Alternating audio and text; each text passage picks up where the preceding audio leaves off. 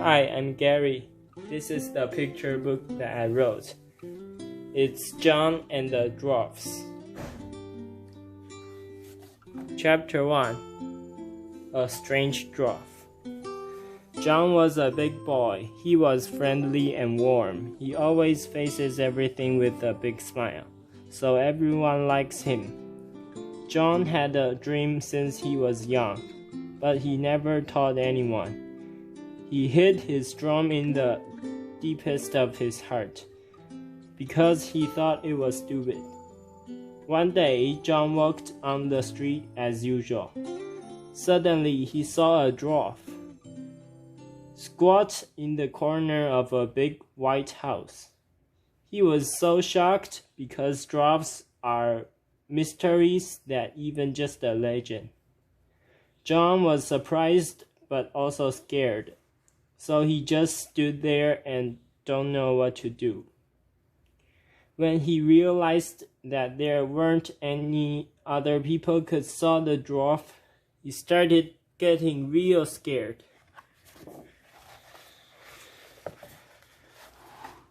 Chapter 2. Where does he from?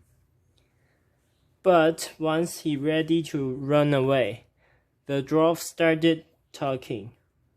I live in a dark cave where you human could never found. But today I came for a brave man who can also see us. That man is you, because you have a warm heart and you handled everything carefully. That's why you can see us. Okay, so what can I do for you? Said John. Just come with me and I'll bring you to my place. I know you have dreamed about being an explorer, like Armstrong or Columbus. It's a big chance to you, so think about it.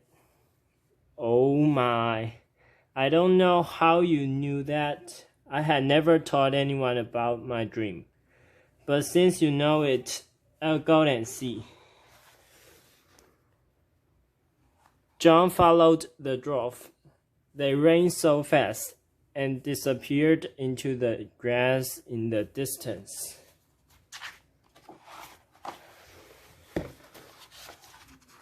Chapter 3. A Huge Cave. When followed the dwarf, John felt like he could run so fast. Though the dwarf was short, but he ran like wind, and so did John. Suddenly they came to a wide forest. The animals were talking happily to the others. John realized that he could exactly understand what they were talking. He was excited about that. Because understanding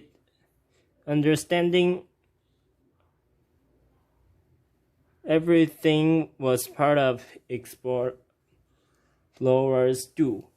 But he had no time to be happy because he couldn't even keep up the steps with the dwarf.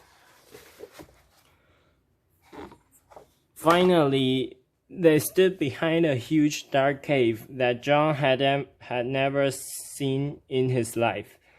The dwarf yelled, "Hello, kids! It's me and our little guest. Come welcome us." Suddenly, a group of dwarfs with red, green, blue, yellow, brown, purple shirts ran out and hugged him hard. John felt a little shy, but still hugged back. They said hello to each other and chatted happily.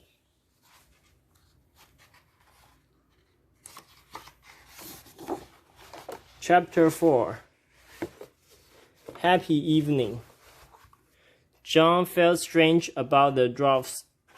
Didn't want to go into the cave, so he asked. One replied, "Oh, it's because we don't like dark, but our light bulb had broken since last week. And dwarfs actually afraid of dark. So we want you to help us to put on the light bulb. Would you do that for us? Sure, but why does it must be me? Oh, you'll know that.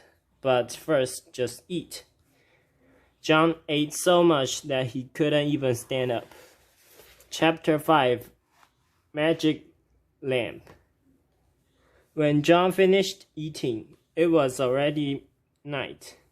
The stars and moon came out on the sky. The dwarf told John, "Now we can work."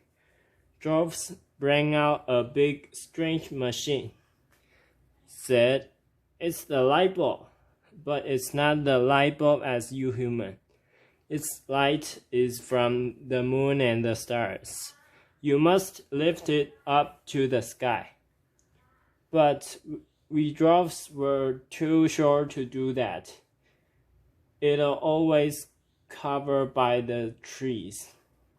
"Ha, okay, I'll do that," said John, and he lifted the little machine up to the sky. Chapter 6, The Moonlight.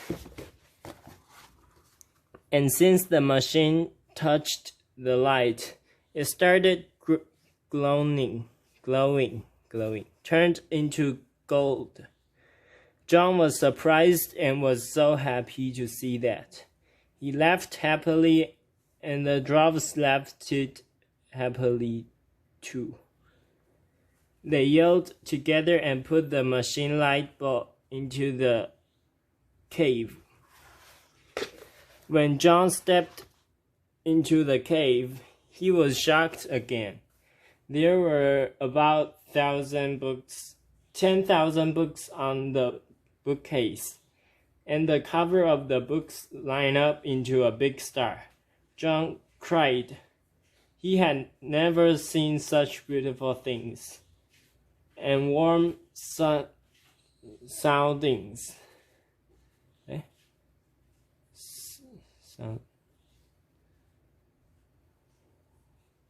Dwarfs came up to gently stroke him his head and made he fall asleep. When John woke up again, he was in his room, but beside his bed, there was a blank gold book covered with a big star on it. John knew it.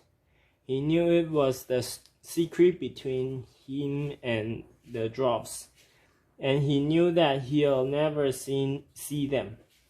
But he decided to write it into a fairy tale. So he did it. He did that. It's the book you're reading now.